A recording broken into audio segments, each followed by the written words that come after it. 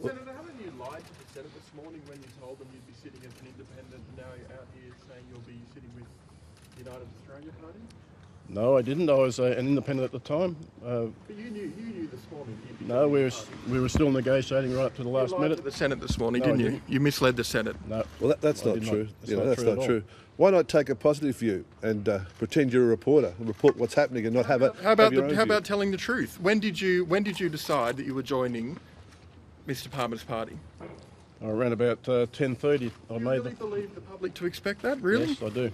Anyway, Positive. Sure. Why aren't you paying the workers in the Herbert district in Townsville the money that they're owed? I've got let me John answer from you- Birdale has earned Let me answer you- $10,000 by you. I've Let me got answer your question. Laura $7,000, let Chris me answer your question if I can. $15,000, and Chris from Bushland Beach $10,000. Yeah.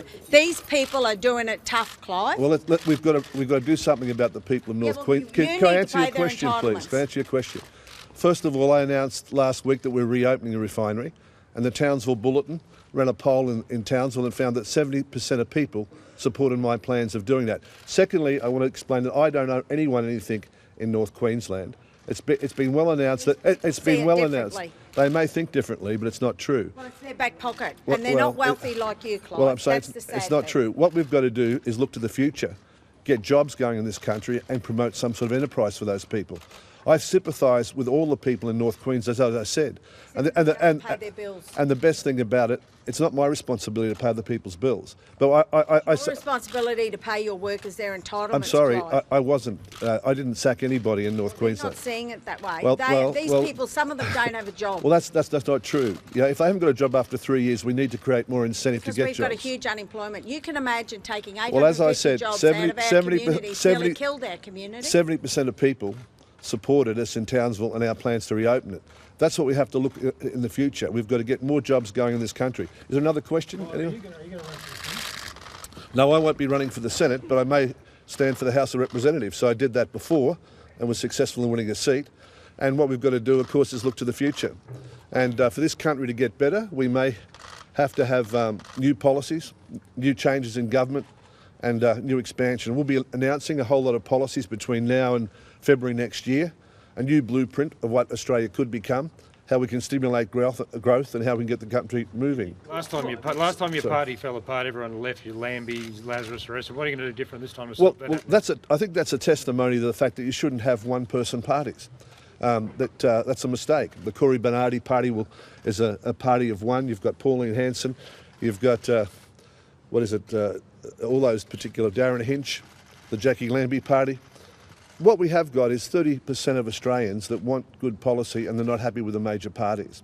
And of course, you know, my political life, whatever it may be, is limited. So whatever party we have, we've got to have a party that's got a future, that can project a future for Australia. That's part of the reason why we're staying for the United Australia Party. I couldn't agree with you more. We don't want individual parties, we want parties that have got policy. Clive, you've made this very well. Can we get one here? How can anyone trust a word you say?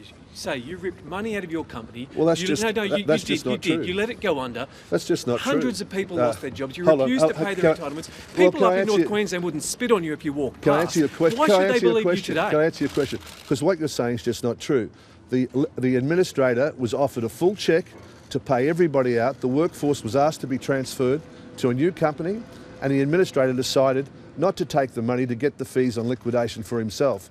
The federal banking inquiry needs to be extended to look at liquidators and receivers who are holding businesses back, stopping people from getting employed and causing trouble. The whole community are wrong about you. Yeah, that's right, and that's partly because of your fault in the media for not reporting things. We've been telling the truth. Look, we've heard all about Clive Palmer. We heard that he's broke, and then the AFR says I've got $3 billion of assets, the 20th wealthiest Australian. Okay, we've heard all those stories. We've heard about all these different stories in the media. You're comfortable standing next to this man, Brian? Look, You're comfortable representing this man in Parliament? Very comfortable, yeah. But why don't you be a reporter and report what's happening instead of thinking that you are the person who makes the news, that you're the editorial. Editorial used to be that's part of the paper. Now it's the whole paper. You've got a job and an obligation as a journalist to let people know what's happening and report on things, but you don't report. You put forward. I've been up there plenty of times. We've reported on it. Well, you need to We've report. seen the You need to people, we've report spoken on what to I'm people. saying. You need to report on what I'm saying today. So, Mr. Palmer, are you 100% confident that you actually will be able to gain a seat? Well, I'm 100% confident that we'll have a lot of support. Since Sunday night, we've had over 20,000 people contact our offices, joining our party, providing support. Now, you saw what happened to the media in other countries. You've seen how it's been misreported. And we did have a time when we had reporters, people that reported things. In your mind at all that you actually would be able to win No, a seat? I've been through this before. I've had all this situation in 2013 when I stood for the House of Representatives. Everybody said that I will never win a seat in the House of Representatives, and of course, they were wrong. Paul Murray said we wouldn't get more than 2%. But there's, as I said, a large portion of Australians out there that need to have some representation, and we need to have better policies for the people who are unemployed and to get this country moving. There's no doubt about that. You Senate leader, Senator Burston, what efforts have you made to work out the discrepancies between what Mr Palmer's ex-employees have said and what he says about entitlements owing, including superannuation? Some person claims he's owed more than $800,000. What efforts have you made? Well, I take the view that that issue is before the courts, and I'm not in a position to comment, and I won't comment. But I can comment. 586 people have registered at Queensland Nickel for jobs, and as I said, 70% of people in Townsville support our plan. Now, that hasn't been reported by any of the media here. It's an enormous discrepancy. But you've got to realise politics is about Labor, Liberal, and people saying these things for political reasons, not about the truth and what really has happened. And none of these people, this gentleman here has never seen me before, never asked me a question, but he alleges all these things that are not true. You're facing criminal charges. Will you be eligible for the House of Representatives? Well, of course I am. And Tony Hartnell, the head of ASIC, the integral chairman of ASIC, is representing me for nothing. He's published his opinion, if you've seen it, to say that all these things are nothing. And of course they are. Of course they're nothing.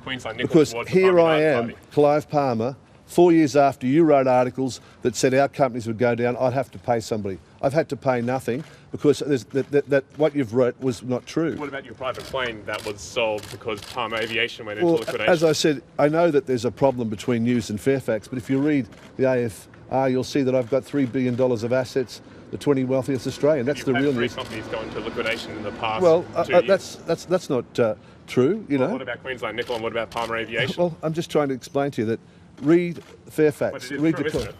Well, you've had those companies go into liquidation. Well, there's nothing. My assets are not frozen. As I said, $300 million worth of your assets. What I'm explaining, that they're not frozen. You know, there's been no court findings against me at all. It's just not true. This is part of the media. Sorry. Mr. Palmer, how much money will you personally be investing in the party, and can you guarantee that no money from any companies that you're linked to will be invested or donated? Well, of course the money from my companies that I own 100% will be supporting political life in Australia. You know, if much is given to you, much is required. You people seem to think that if I've got money that I own, I can't spend it as I want to. That's a freedom in this country. Okay. Well, we've got to call it quits. See you later. Bye.